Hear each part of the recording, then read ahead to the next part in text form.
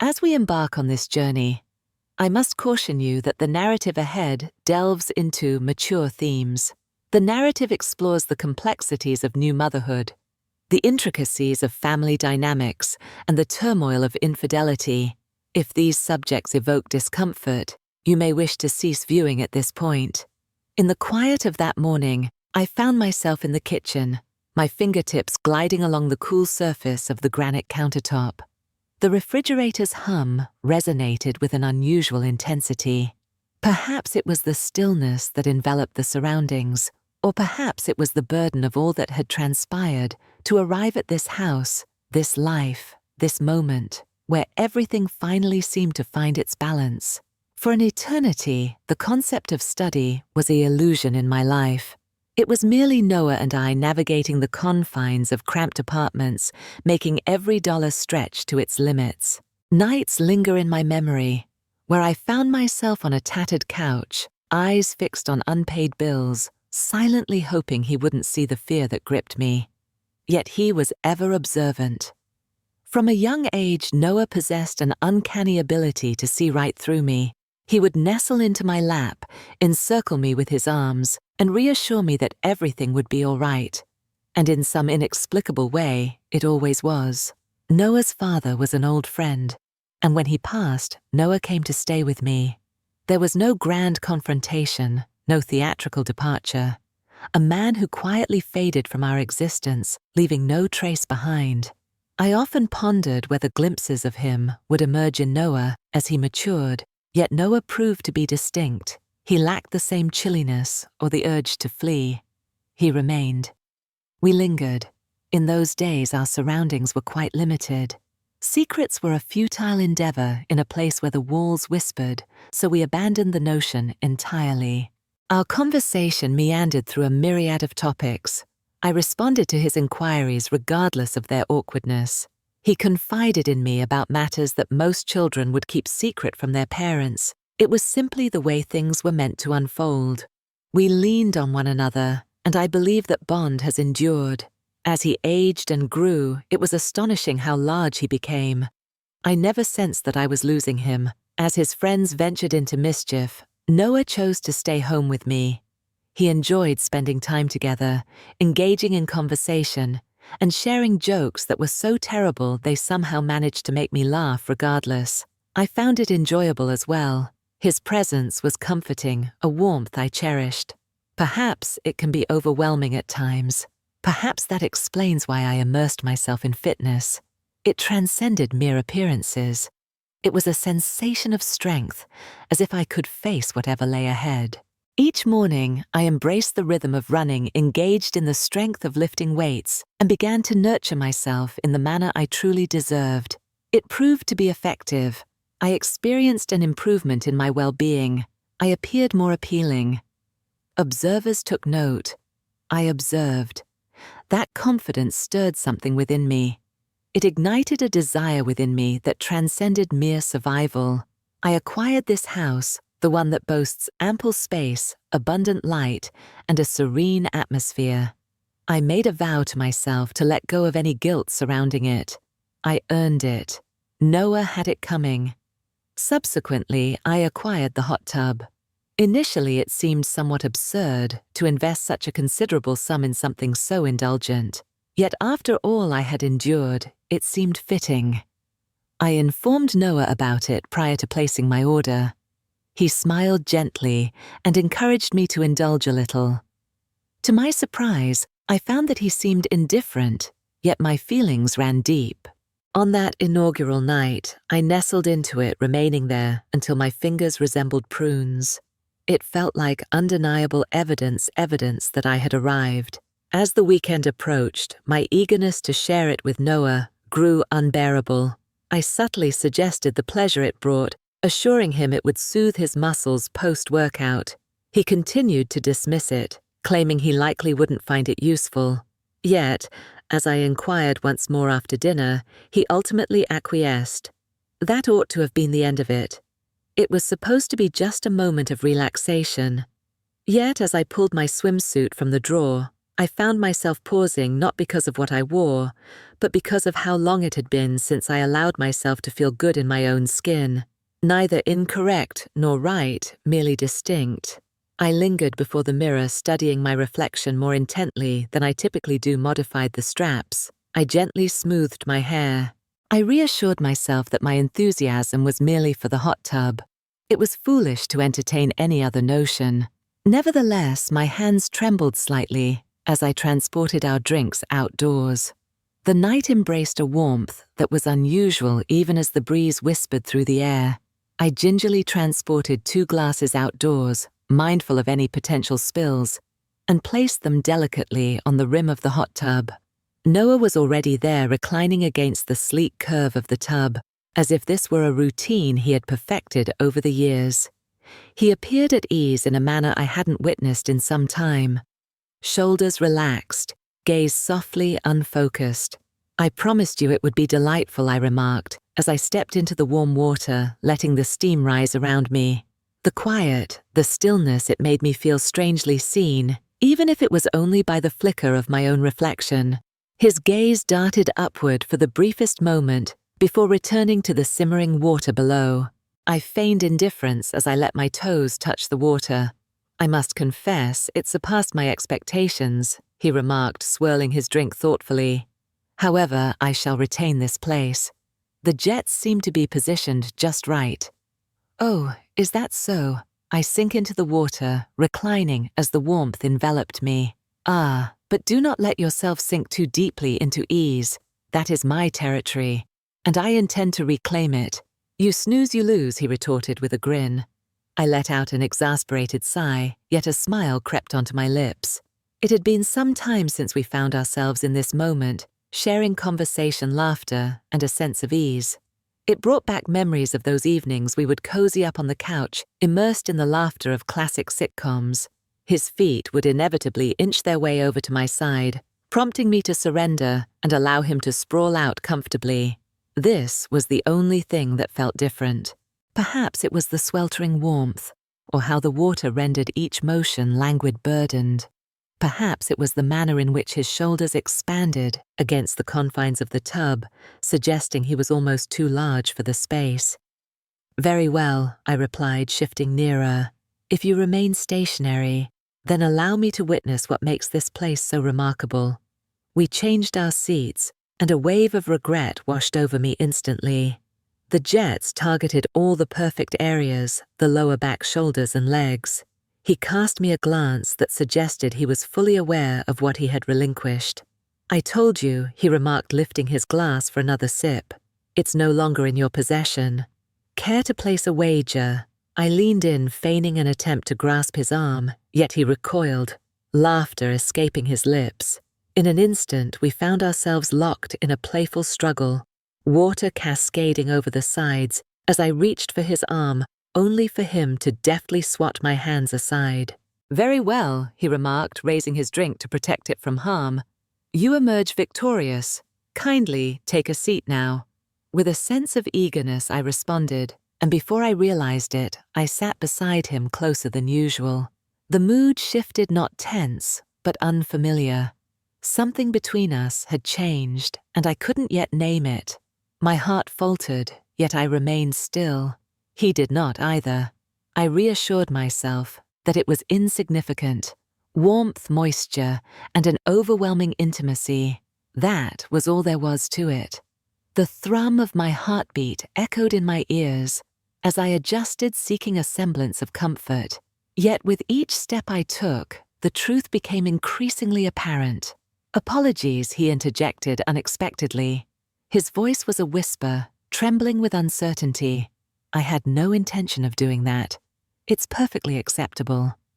I interrupted him, striving to maintain a nonchalant demeanor. "It's merely the jets." Unwind, he appeared anything but at ease. His face flushed with color, and he averted his gaze from mine. A flicker of guilt washed over me. Yet beneath that surface, there lingered something more profound: anticipation. The way he gazed at me in that moment captivated me, apprehensive and uncertain. It was as if I had discovered a hidden strength within me, one that had remained dormant until that very instant. "You know," I said, shattering the stillness, "this wouldn't have occurred if you had simply returned my seat." He chuckled, and the strain lessened, yet it lingered in the air. He slipped away from beneath me, murmuring something about the necessity of another drink, and emerged from the tub. I observed him depart my gaze, lingering longer than it ought to have. As he vanished into the depths, I exhaled a breath laced with uncertainty. What was that? I reclined against the precipice, my form alive with a lingering energy. Perhaps it was innocuous. Perhaps it was not. No matter what, it lingered in my thoughts incessantly. That moment unsettled me. His wide-eyed look mirrored my own confusion, not passion, but fear of something unspoken taking root. When he finally emerged, the moment had slipped away, yet my thoughts lingered on. I found myself revisiting it, pondering its meaning, questioning whether it was as pure as I convinced myself it was, or if it held a different meaning altogether. Thank you for accompanying me on this journey thus far. This tale has not been the simplest to absorb, and I am grateful for your willingness to lend an ear. If this video resonates with you, or if you know someone who might connect with the insights I'm sharing, I invite you to take a moment to click that like button and subscribe. It truly encourages me to continue sharing tales such as this, reminding me that I am not solitary in this journey. Let us return to the task at hand. I reassured myself that it was insignificant. It was simply an odd moment, warmth beverages, and an abundance of moments spent in a cramped basin. It was nothing more than that. Yet as dawn broke, I found myself awakening with the events swirling in my mind. His gaze lingered on me, filled with a mix of nerves, embarrassment, and perhaps a hint of something deeper. In that moment, I was enveloped in a delightful mix of giddiness, flattery, and an insatiable curiosity. Teasing him was never part of my intentions. Initially, not at all. Yet the notion persisted, alluring in its embrace. It began with a whisper. As I prepared breakfast, I found myself clad in nothing but a tank top, unencumbered by a bra. He said nothing, but I caught a look not quite readable. I felt self-conscious, unsure if it was real, or simply my own projection coursing through my veins. The exhilaration evolved into a routine. Leggings have taken the place of sweatpants. Hoodies have been supplanted by low-cut tops. I leaned down to pick up items with greater frequency, extended my stretches a bit longer when I sensed his gaze, and sought out opportunities to pass by him just a touch nearer than required. I reassured myself that it posed no danger, merely a game. Yet with each session, my fondness for it deepened. As Christmas approached, an unmistakable shift hung in the air. The atmosphere surrounding us felt dense, electric. It transcended mere outfits and fleeting glances. The humor was what captivated me. His playful banter in return, testing the limits to discover how far I would allow it to unfold. "Careful, Mom," he said one night as I leaned over the couch in my leggings and tank top. "You are about to bring joy to someone's day." "Oh, please," I retorted, rolling my eyes. One might assume that after 2 decades, familiarity would have settled uncomfortably between us. It doesn't imply that I lack vision. That brought me to a halt. He uttered it with such nonchalance as if it were nothing of consequence. Yet it was. A wave of unease washed over me, and I averted my gaze before he could catch a glimpse of my expression. Once more, the hot tub was a topic of conversation following dinner one evening. This time, the question didn't even need to be posed. Before I could utter a single word, he swiftly gathered the drinks and towels. I chose a pink bikini, more daring than the one I'd donned previously, and stood waiting for him outside. As he entered, his gaze darted downward for just a fleeting moment. Yet it was sufficient to bring a smile to my face. "Whoa, are you sure that swimsuit's safe?" he joked, trying to keep it light. I laughed, but something about the comment stayed with me longer than it should have. "Oh, cease this," I chuckled as I submerged into the water. "I would never wish to cause you any distress. Trust me, it would be far more traumatic for you." The words lingered in the air, more substantial than the vapor ascending from the surface of the water. Neither of us made a move to push. Yet the tension throbbed in the space that separated us. I made a light-hearted comment about changing seats once more, but he quickly dismissed the idea. "Absolutely not," he exclaimed. "Not again. Not after what happened last time." "What transpired during our last encounter?" I leaned in, tilting my head. He mentioned that his face was turning red. A miniature version of myself has chosen to partake in the festivities. I found myself laughing, perhaps a touch excessively. I appreciate the compliment. His face flushed an even deeper shade of crimson, and I chose to let the matter rest. Yet as he emerged and I caught sight of him through his damp shorts, that familiar thrill surged within me. Following Christmas, I discovered yet another reason to delay matters.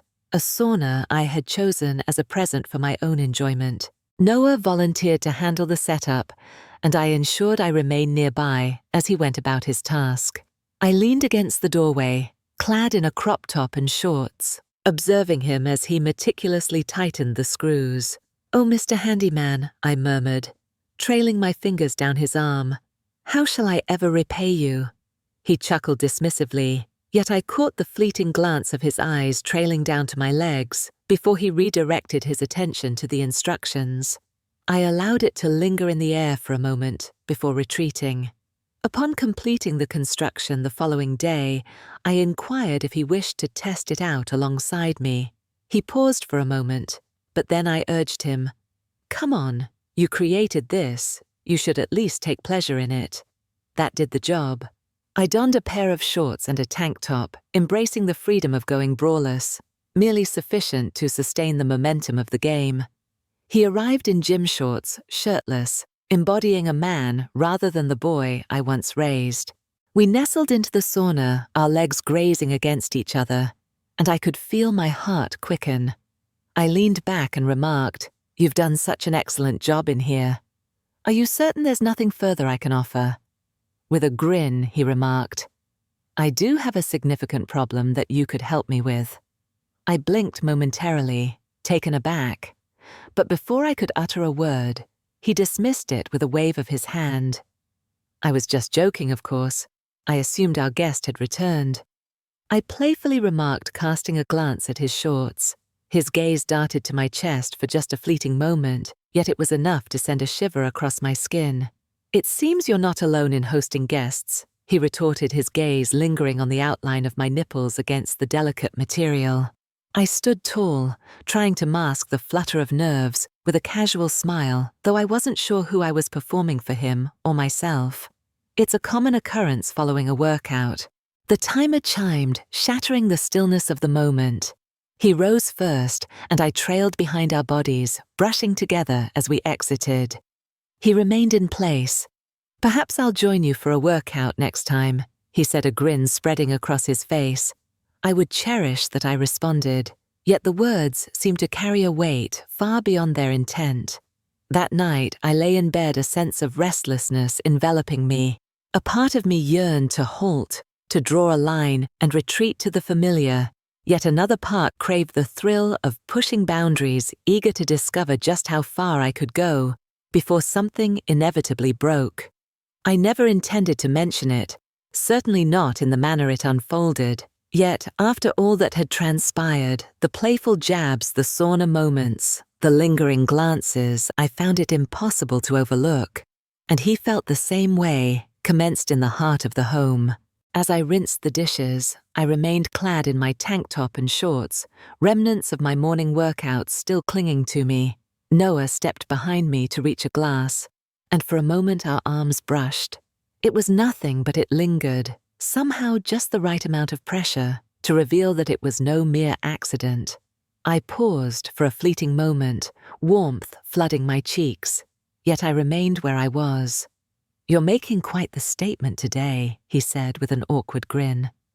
I laughed it off, but inside I was already on edge. You observed, did you?" I retorted, striving to maintain a calm tone. It's somewhat challenging to avoid that. It was at that moment that everything changed. He paused as if searching for the perfect words, then inquired casually, though it was clear he was unsure of the boundaries of what he could express, what aspects were acceptable and which ones fell short. The atmosphere seemed to drain away, leaving an unsettling silence in its wake. He sought permission, probing the depths, and I could no longer feign that this was merely a figment of my imagination. In the end, I declared words hold no significance. Feel free to express anything that comes to mind. Should anything overstep its bounds, we'll simply label it a poor attempt at humor and carry on. He appeared to be a mix of relief and anxiety. I sensed the whirlwind of thoughts in his mind, so I decided to press a bit further. What is the significance of touch? I inquired. What is acceptable in that regard? He hesitated, his throat constricting as he swallowed. I'm uncertain. Let's be honest. If anything ever feels uncomfortable, we say so. No jokes, no pretending. That's our rule. If something starts to feel wrong, we stop. No jokes. No pretending. He let out a quick, nervous laugh, yet he nodded in agreement. Agreed. I reassured myself that it was merely innocent, merely a whimsical pact forged between two individuals who had always shared a deep bond. Yet the moment carried a weight far greater than that. My stomach churned as I faced the dishes, feigning ignorance to the weight of his gaze lingering on me. It was not long before we put it to the test. As the night deepened, I found myself loading the dishwasher when suddenly I felt his hand graze my hip. Swift, yet intentional. I jolted upright, colliding directly with him. He stood his ground. Instead, he didn't step away immediately. And the air between us turned still, like a moment stretched too far, and I gazed up at him with wide eyes. Someone's feeling bold, I remarked, my voice dropping lower than I intended. He retorted that it was fine, yet his fleshed face told a different story.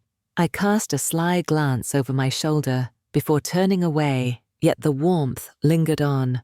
Not even after he departed to join his friends. That evening, I rummaged through my closet, extracting skirts, dresses, and tops that had languished unworn for years. I longed for his attention.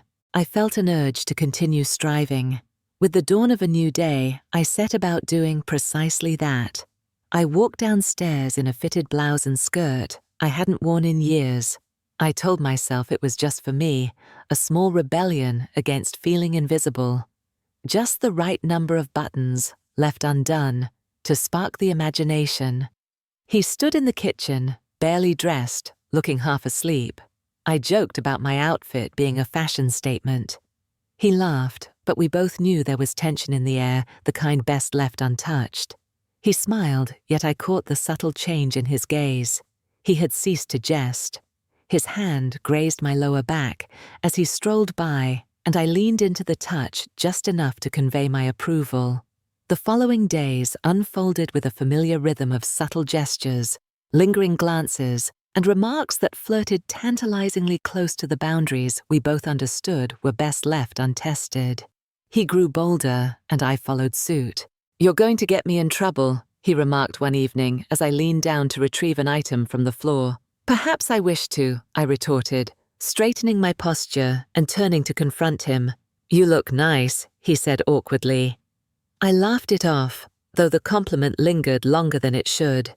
As the week drew to a close, it had evolved beyond mere comments or unintentional brushes of skin. It was embraces that lingered too long, a gentle collision in the corridors where ample room existed.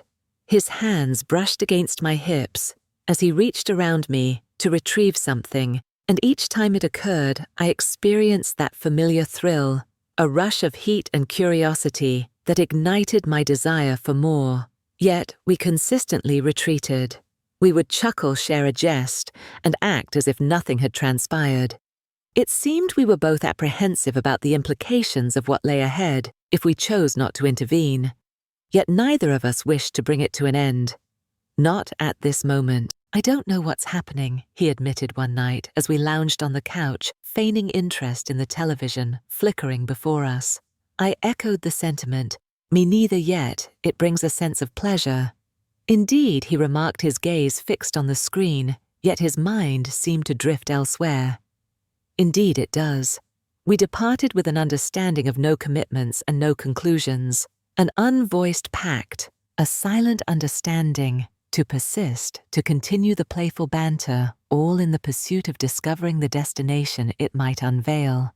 Despite my resolve to maintain a light-hearted spirit, I found myself pondering the duration of our restraint. It caught me off guard that evening. It unfolded unexpectedly, yet perhaps that was the very reason it became so irresistible to halt. In the cozy embrace of the living room, it was just the two of us enveloped in a shared silence. The television flickered with images, yet neither of us truly engaged with its glow. My legs lay extended, draped over his lap, while he absent-mindedly traced gentle circles around my ankle. Though it wasn't our inaugural moment in such a setting, an unmistakable shift lingered in the air this time. He was entirely serious, without a hint of jest or mockery. I wasn't either. The air was thick with unspoken tension, a weight that hung between us, yet neither of us dared to break the silence. It was only when Noah finally exhaled that the silence was shattered. He spoke softly, his confusion evident. "I don't understand. What is it that you seek?" I inquired, despite already possessing the knowledge. I find myself utterly bewildered by the unfolding events, and it's causing me considerable distress. I drew my legs in, sitting upright to meet his gaze. His gaze was elsewhere, not directed at me. His gaze was anchored to the ground. His hands clutched his knees as if he were seeking balance. I wasn't the only one, I confessed to. My voice seemed to echo overwhelming in its softness, despite being little more than a whisper. I have been endeavoring to unravel it as well. He finally turned his gaze toward me, and in that moment, I saw something unrefined and intense in his eyes, a sensation that coiled tightly within my gut. "Am I alone in this, or do others feel the same?" he inquired. "I assure you this is not a figment of my imagination." "No," I said, "you are not." We found ourselves enveloped in silence once more, yet this time it felt even more oppressive. It felt perilous, as if a single misplaced word could unravel it all. I ought to have concluded it at that point, brushed it aside, shifted the conversation, yet I found myself unable to do so. I had no desire to. "I feel as though I'm losing my mind," he said, running a hand through his hair. "I find myself thinking too much about us, about this strange space we've wandered into. I don't know what it means, and that frightens me." My breath hitched, rendering me momentarily speechless. Yet, when I finally found my voice, the words tumbled out before I could rein them in. I reiterated, "You're not the only one." My experience has mirrored that sentiment. His eyes grew wide, as if the words had caught him completely off guard. To my surprise, I found myself uttering the words aloud, and once they escaped my lips, there was no way to retract them. "I don't know what to do with it," he said. His voice had grown softer now. "It's playing tricks on my mind. Half the time I find myself yearning to escape the confines of this room, desperate to silence the thoughts of you, and in the other half I am ensnared by your memory." His voice faded, yet I understood his meaning perfectly. My skin felt aflame, and my heart raced with such intensity that I was convinced he could hear its frantic rhythm. I ought to have said something to put an end to it, to acknowledge that we couldn't continue down this path. Yet I remained silent. "It frightens me as well," I replied. Yet it also. Fear gripped me as I hesitated, reluctant to complete the thought, yet I knew I couldn't deceive him or myself. I confess that it makes me feel truly alive. The silence enveloped us, and for a fleeting moment neither of us uttered a sound. Noah reclined, allowing his head to rest against the couch. Mother of divine grace. He ran his hands down his face, then turned his gaze back to me. "What on earth are we doing?" I'm not quite sure I admitted truthfully, yet I have no desire to halt. He gazed at me as if he were on a quest for something, perhaps permission, or a hint of reassurance that he wasn't losing his mind, but all I could offer him was the unvarnished truth. "We can't pretend to dance around this forever. If something ever feels too close to the edge, we'll stop and say, "So no games, no confusion." He nodded. Yet the turmoil in his eyes was unmistakable, and if I were to be truthful, I felt it as well. Uncertainty loomed over how much longer we could maintain the facade of mere teasing, yet for the moment this was what I craved. I craved the way his gaze met mine, the way he stirred emotions within me. "I should go to bed," he said, suddenly standing up and running a hand through his hair. Indeed, I spoke yet neither of us made a move. He hesitated for a fleeting moment, as if anticipating my intervention. Yet I remained silent. When he finally turned and walked away, I was left in solitude, grappling with my thoughts, questioning whether what we had was already beyond repair. The night passed in restless wakefulness. I tossed and turned, replaying the conversation repeatedly until its edges began to blur into a haze of uncertainty. A sense of relief washed over me, as if a great weight had been lifted now that all was laid bare, yet another part of me felt burdened more than ever before. I had traversed a boundary, albeit one constructed solely in my mind, and I found myself at a loss for how to return to the other side. The following morning, I discovered Noah in the kitchen. He stood at the counter already dressed, cradling a cup of coffee in his hands. He glanced up as I entered, and for a fleeting moment, silence enveloped us. Yet there was an absence of tension, a stark contrast to the night prior. Silence prevails. "Morning," he said, his voice softer than usual. "Good morning." I reached for a mug, carefully filling it, while striving to maintain a steady hand. I sensed his gaze upon me, causing my heart to race, yet this time I maintained my composure. "This time it shall not be so." He began to speak about last night, but I interrupted him. "It is essential that we have a conversation." I turned to face him, setting my cup down. "Yet we must also embrace honesty with ourselves." He nodded. Yet there was a flicker of anxiety in his expression, as if he were uncertain about what words might escape my lips. To be honest, I found myself uncertain as well. Yet deep down, I understood that we could no longer maintain the facade, that nothing was unfolding. It was evident beyond doubt. "I cannot bear the thought of losing you," I declared, regardless of the circumstances. "You won't," he said quickly, stepping closer. "I truly swear. Yet we cannot continue down this path, whatever it may be." My voice trembled, yet I persevered. "It's affecting us both, and I refuse to allow it to reach a stage from which we cannot return. What shall we do next?" he inquired, his voice trembling slightly, stirring a pang of sorrow within me. "We establish limits, genuine ones without a doubt." I swallowed hard, compelling myself to maintain eye contact. "Cease all contact. Cease the playful jests. If either of us begins to sense that we are approaching a boundary, we will speak up." "Very well." No dismissing it. He nodded slowly, yet the hesitation in his eyes was unmistakable. He was reluctant to release whatever it was that bound us together, yet a part of me felt the same way. Yet I was aware that it was necessary for us to proceed and pursue.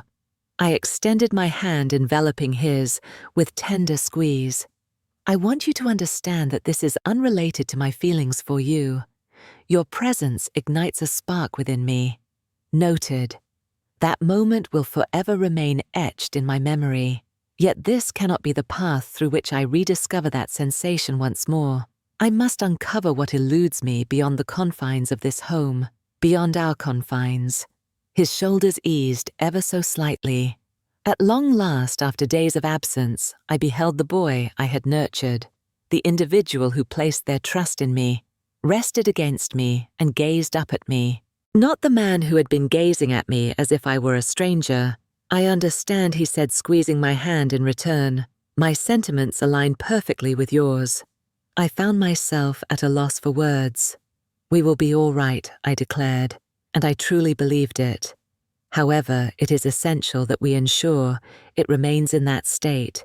He enveloped me in a hug, warm and reassuring, as if we had shared this embrace countless times before, as with all those that came before. Yet, as he withdrew, an unmistakable shift lingered in the air. More buoyant, It felt as though we had finally released the tension that had bound us for weeks. Afterward, he departed to join some friends. I positioned myself before the mirror and took a moment to truly observe my reflection, not solely at my body, but at all that surrounds it. The gentle warmth in my gaze, the manner in which my hair cascaded around my shoulders, the radiance of my skin, effortlessly luminous even in its natural state. After many years, I finally experienced a sense of beauty within myself, highly sought after. It had nothing to do with Noah. Not quite. It was due to his ability to evoke the sensation of being seen. I vowed to myself in that moment that I would not allow that sensation to slip away. I would discover methods to sustain its vitality through fresh encounters, intriguing individuals, and perhaps even a budding romance when the time felt right. Yet it would not be by his hand. It was impossible. When Noah returned home later that night, we seamlessly slipped back into our familiar rhythm. Dinner television and easy conversation. For the first time it felt effortless once more. Cozy, as if we had rediscovered the path that led us to one another, even if we had sacrificed something in our journey. As I reclined in bed that night, a myriad of thoughts swirled in my mind, each one echoing the question, what if? What if we allowed it to unfold even more? What if we had ventured beyond that boundary? What if the part of me that yearned for knowledge lingered on, never truly fading into the background? Uncertainty clouds my path yet. I am acutely aware of the intricate nature of my situation. This is the reason I feel compelled to share this. Perhaps there exists an individual who possesses a perspective I have yet to consider. If you have encountered a situation akin to this, or are aware of someone who has, I would genuinely appreciate your insights. At times, clarity eludes us when we find ourselves entrenched in the thick of it. Let this serve as a poignant reminder. Loneliness has a way of leading you to unexpected destinations. Exercise caution before you tread upon a boundary from which there is no return. I appreciate your willingness to lend an ear. Your insights are valuable, so don't hesitate to express them.